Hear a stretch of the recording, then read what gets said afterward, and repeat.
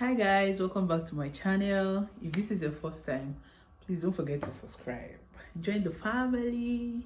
Let's grow together. So in this video, I'm going to be sharing how we got an international passport for our newborn. Yes, newborn, like 8 days.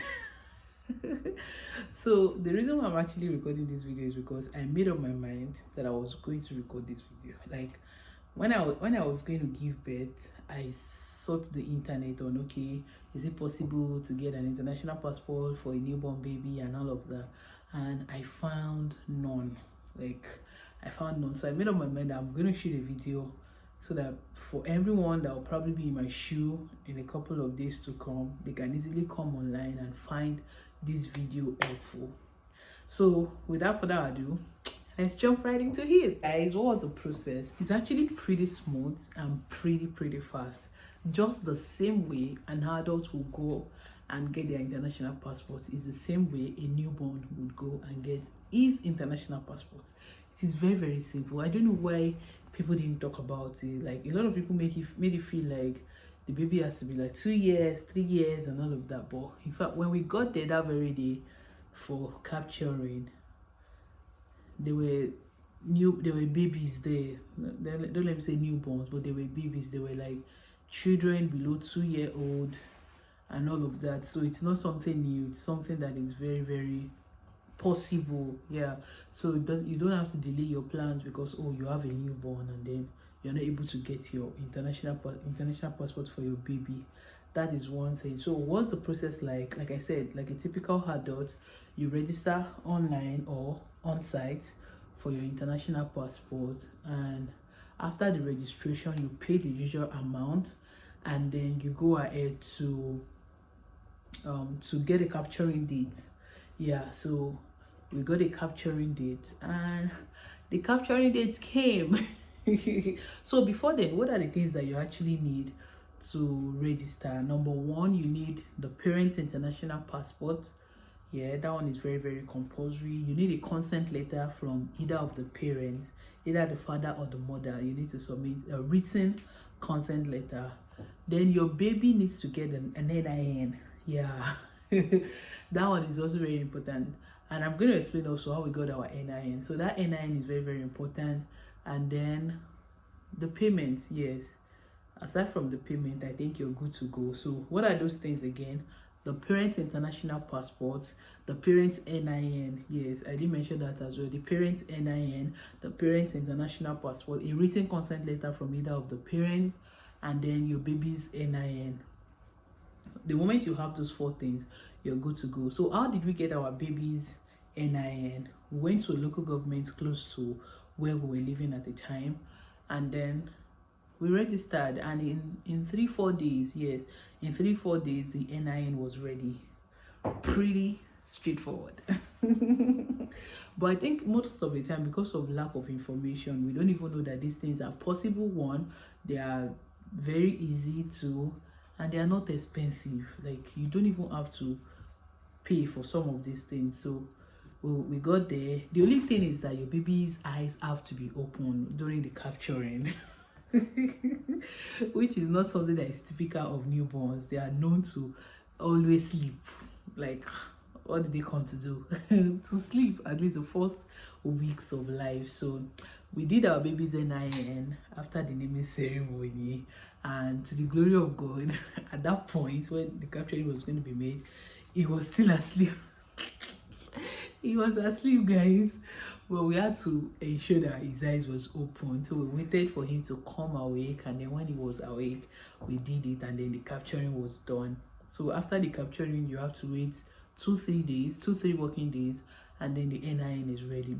So when the NIN was ready, we proceeded to register for his international passport.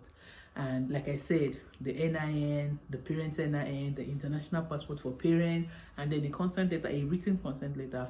With that, we made the registration for his international passport, and it was time for capturing. So when we got there for his capturing, the fact that he happens to be a baby, so there is a priority list: a pregnant woman, a newborn, and aged person. So if you fall into any of these 3 categories, you'll be one of those that will be attended to first. So like I said, priority. So we're able to like well, we got there pretty early. We got there around, I think, 7:30 or 8. So they started 8 o'clock. They started calling names, and then the form and all of that. The whole story, the whole process was there, and then it was time for us to. So there are 2 processes. There is one where your document is going to be reviewed, and then there is one where you go for capturing. So the first one, we happen to be the first because, of course, we're carrying the newborn baby. Our baby was practically maybe 2 or 3 weeks at the time, so we were there. And after the first process, our document was reviewed. We went straight for capturing. So this is where the work lies. Your baby's eyes have to be open. So for us, our baby was sleeping. Our baby was sleeping, so we had to wait to ensure that his eyes was open. And then, like the fact, like I said, they are used to having babies as well, because in fact when we got there, we found toys and everything that they used to entice baby to focus, to look into the camera. So it's not something that is new or something that they don't do often, obviously, for them to have those things around them.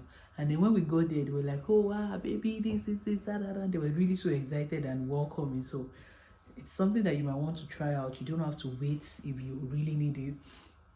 So when our baby's eyes was fully opened, I was the one who carried him. At a point, one of the staff, they even had to carry him because obviously they are more experienced than I am in terms of positioning baby's face to look into the camera. So once that was done, the capturing was done, and then your baby cannot sign, so I signed on his behalf, and that was it, guys. We didn't use 2 hours there. Like I said, we're carrying a newborn, so priority list. So if you're a pregnant woman, if you're having a newborn, if you're an aged person, you're definitely going to be on priority list. So that helps us to save time.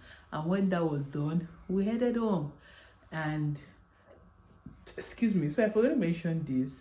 If you're doing an international passport for a newborn, unlike an elderly person, you can't do beyond 5 years. Yes, so if you're an elderly person, if you're above 18, you can do 10 years. But if you are below 18, especially for a newborn, you can't do beyond 5 years. You can do 60 pages or 66 pages. I don't know how much pages there is, but you can't do beyond 5 years. So we did 5 years and 60 something pages for our baby. So that was it. And then in a week time, the international passport was ready, and we went to get our baby's international passport, and that was it. It was pretty straightforward. Like, when I wasn't getting any information online about it, I was already thinking that, hey, hope this thing is not going to be difficult and all of that. And trust me, guys, it wasn't difficult. It was pretty straightforward. I think the only issue there is you having your baby to open his or her eyes. The moment the eyes are wide open, you're good to go. And it's not something new. You're not going to pay extra because of it. You're not going to go through stress because of it. Sincerely, it was pretty straightforward. What other thing did we get for our baby? Okay, tuberculosis test. You know, if you're processing for a UK travel, you would need to get your baby's tuberculosis test as well. So for our own baby, the fact that he happens to be below 2-year-old, he didn't go through the test with us. He was only examined. So he did examination, and what was that about?